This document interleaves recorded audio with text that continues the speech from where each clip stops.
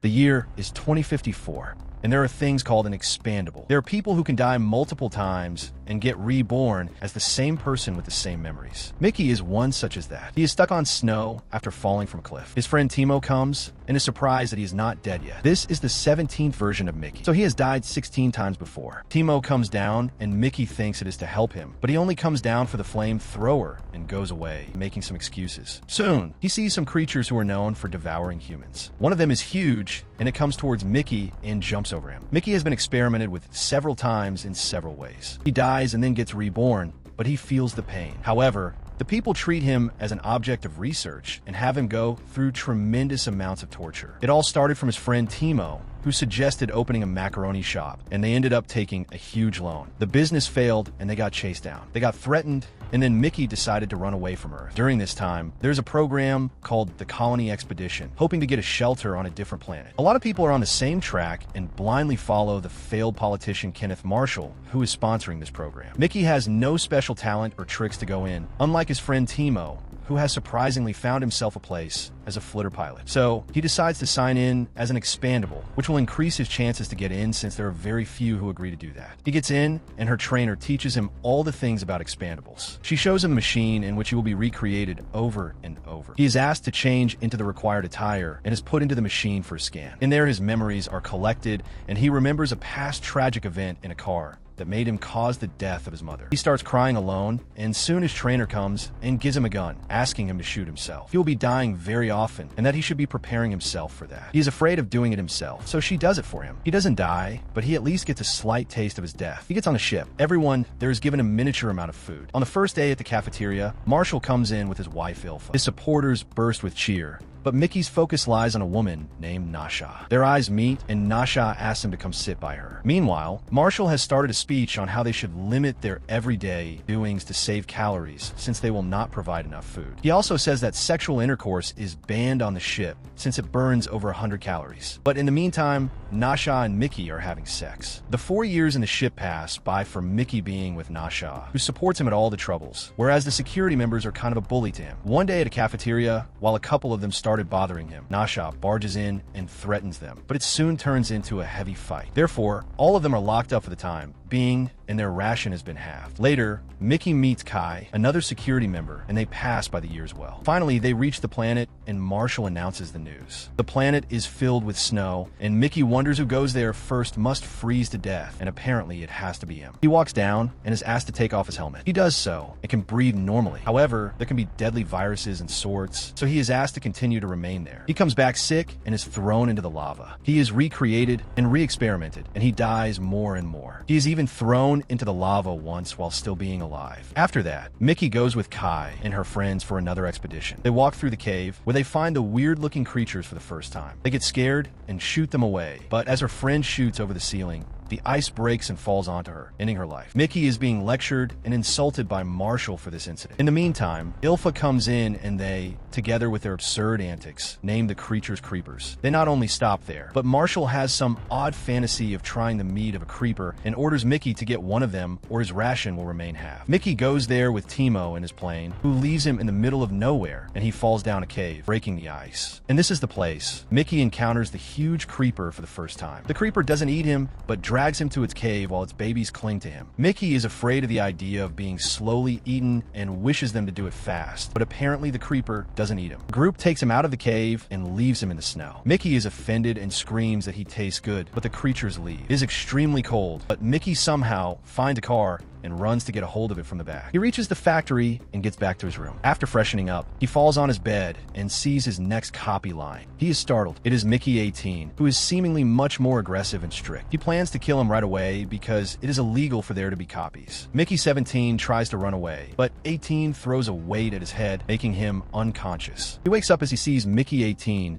is dragging him to the lava. He stands up and prepares to kill him, but he takes a lot of time and Mickey 18 turns back. He instantly attacks him and forces him into the hole. Mickey 17 holds him back for some time, saying that they can work together, taking turns which will do both of them good. Mickey 18 asks why he is afraid of dying since he has been through this a lot of times. But Mickey 17 explains that this time, if he dies, it will be him this time who will continue, not his current self. Mickey 18 leaves him for the time being, but soon realizes that he cannot live like him and pushes him again. But Mickey 17 somehow holds himself until Timo comes in. He takes him up and they hide as he reaches the hole. With Timo, there's another guy. Timo hands him a drug called oxy. It is rare and illegal to possess. After the guy leaves, Mickey 18 casually advises that they should kill him because of his constant betrayals. But Mickey 17 is naive and flinches. However, he approaches him anyway and attacks him. He pushes him to the hole, but Mickey 17 runs in to stop him as Timo hangs there still. Mickey 17 reaches to save Timo, but 18 pulls him back. Timo, confused, doesn't understand what's going on. Mickey 18 approaches the hole this time and pokes a burning iron rod at him. But before he can end him, some men come down, and he has to pretend that Timo fell in and that he is taking him up. He threatens Timo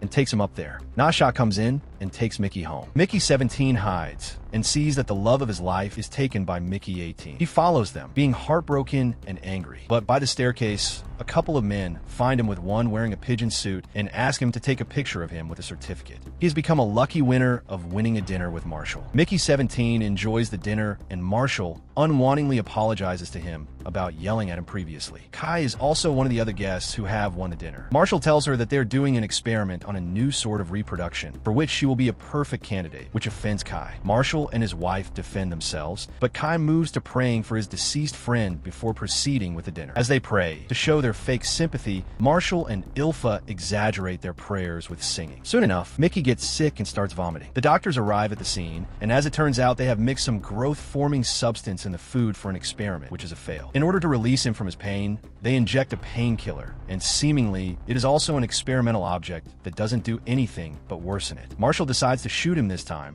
but Ilfa stops him immediately, saying the blood will waste the carpet. She takes away the carpet and asks to shoot now. Kai is offended seeing all this in objects, but Marshall feeds her the protocols. However, Mickey somehow calms down and says that he is okay now. Kai takes him to her room and gives him some tea. They sit by one another and have some chat. Soon, she feels a bit connected and approaches to make out, but Mickey flinches and runs to find Nasha. Both Nasha and Mickey 18 are high on oxy, and he has apparently told her about Mickey 17. As soon as she sees him, she is very excited. She asks him to take off his shirt and marks both their numbers. She takes them to the bed and starts making out. However, Mickey 17 doesn't like it and wishes to leave. Nasha stops him and tries to seduce him. Soon, Kai walks into the room and finds him like this. She leaves immediately as Nasha runs behind her. She stops her, and to make amends, she tries to feed her the idea that they can both have fun with both. But Kai has some other plans and proposes that she will take 17 and Nasha can take 18. In the meantime, a comedy show of Marshall is being hosted on the TV, which pisses Mickey 18 off. Hearing Kai, Nasha is offended and says that both of them are hers. Mickey 18, now angry beyond measure, decides to run down and kill Marshall. All of them run behind him. Mickey 18 reaches the live show. Marshall is showing a unique stone from the planet and its quality. Mickey 18 points the gun at him, while from inside a crack of the stone, a baby creeper comes out. As one of the audiences sees Mickey 18, he holds him back. Chaos erupts in the room. The doctors get their suits and struggle to capture the creature as Marshall keeps screaming with a microphone. Meanwhile, Mickey 17 approaches the creeper and makes some noises to calm it down, but fails to capture it. Mickey 18, on the other hand, has gotten hold of the gun and attempts to shoot at Marshall, but Nasha jumps at him, making him miss. The bullet passes by his cheek. Security led by Kai captures them. Marshall gives another lecture of how the bullet has destroyed the precious rock, and in the meantime, another baby creeper jumps at his face, and it is brutally killed by the guards.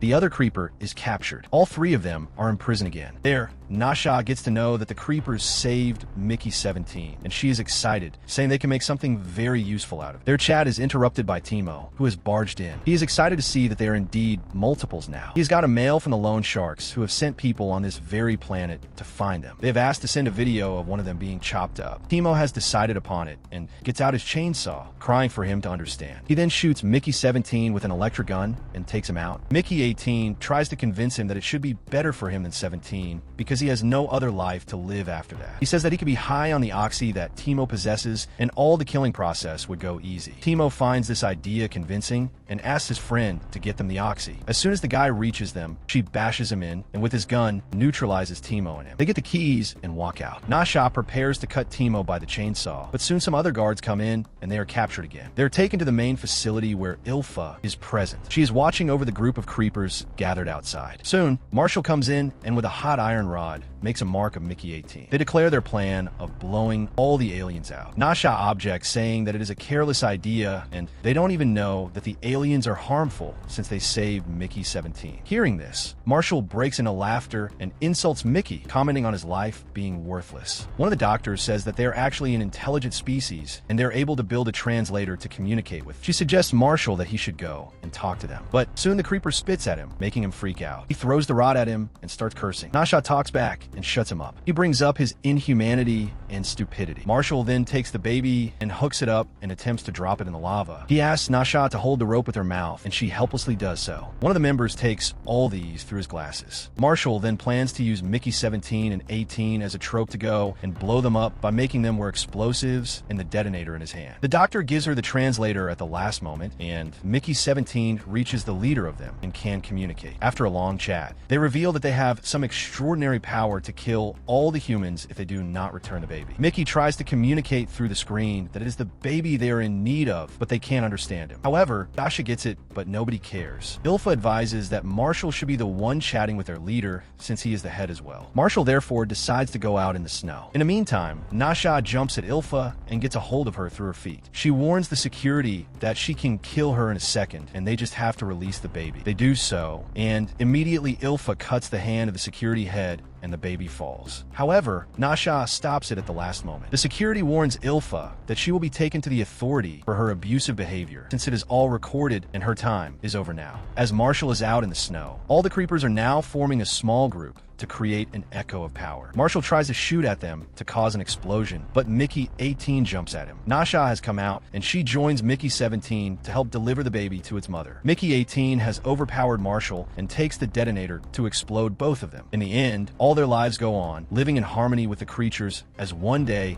Mickey finds out Ilfa has created a clone of Marshall, but it turns out to be merely a dream, and they all together destroy the facility to create their own unified society in the alien land. Mickey 17 is a cheesy comedy that plays the obvious trope of class defamation similarly to the director's previous flick Snowpiercer. The storyline is thus thoroughly predictable. What works here is some of the comedic bits in the first half hour. The writing is somewhat too cheesy, resulting in some average performances. Robert Pattinson, unlike the other cast, delivers a great act. Overall, this may be a good one-time watch and not much else. We get 2.5 stars. So that was the video. For more recaps and explained videos like this, stay subscribed to the channel. And if you have liked this video, you may also like this.